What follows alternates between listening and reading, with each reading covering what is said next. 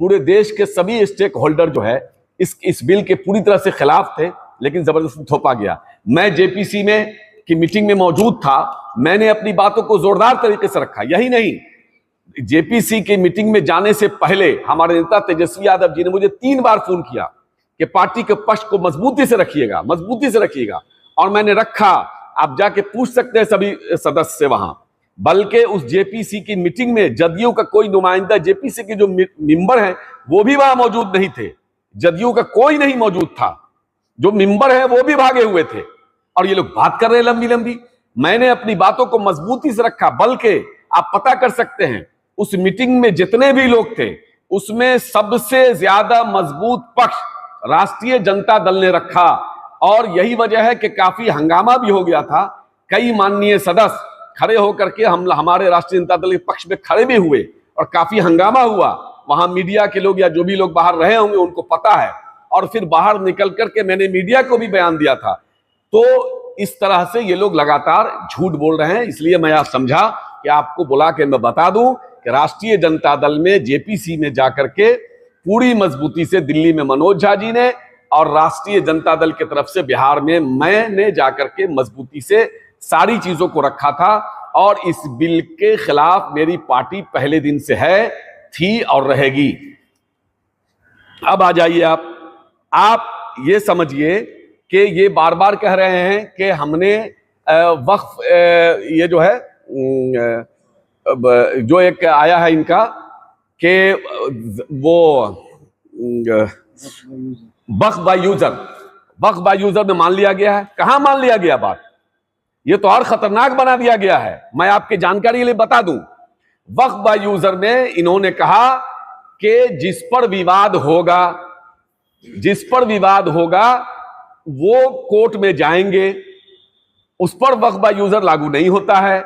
अब बताइए कि तकरीबन बिहार में कम से कम, मिनिमम की बात कर रहा हूं, 45 से 50 हजार कब्रिस्तान हैं, जिसमें से मात्र 9,000 कब्रिस्तान की घेराबंदी हुई है। उसमें 9,000 में से भी सिर्फ 862 कब्रिस्तान ही रजिस्टर हो सके हैं। 113 साल में आपने सिर्फ 862 कब्रिस्तान रजिस्टर्ड किया है, जबकि सारे लोग, समाज के लोग, अधिकारी लोग, सब लोग इतना बड़े पैमाने पर लगे तब। अब बताइए कि ये 6 महीने में या साल भर में जो इनका कब्रिस्तान घेराबंदी हो चुका है, क्या वो रजिस्टर्ड हो जाएगा?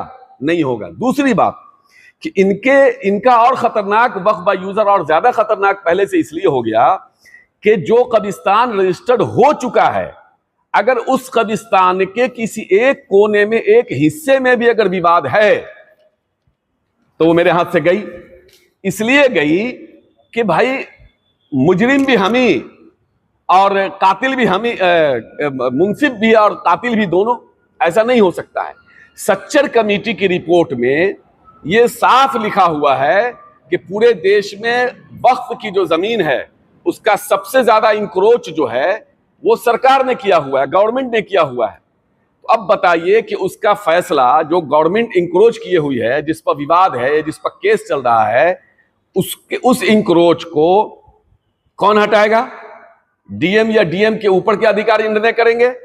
अब वो खुद कब्जा किए हुए हैं और वो खुद कहेंगे कि हमने गलत कब्जा किया, वो मैं छोड़ रहा हूं।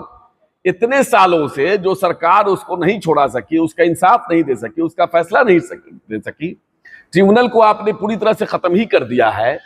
तो ये सरासर नाइंसाफी है, ये झूठ है, ये आईवॉश किया जा रहा है कि हमने इस कानून को बदलवा दिया और ये किया और वो किया, बल्कि वक्फ बाय यूजर और ज्यादा खतरनाक हो गया है।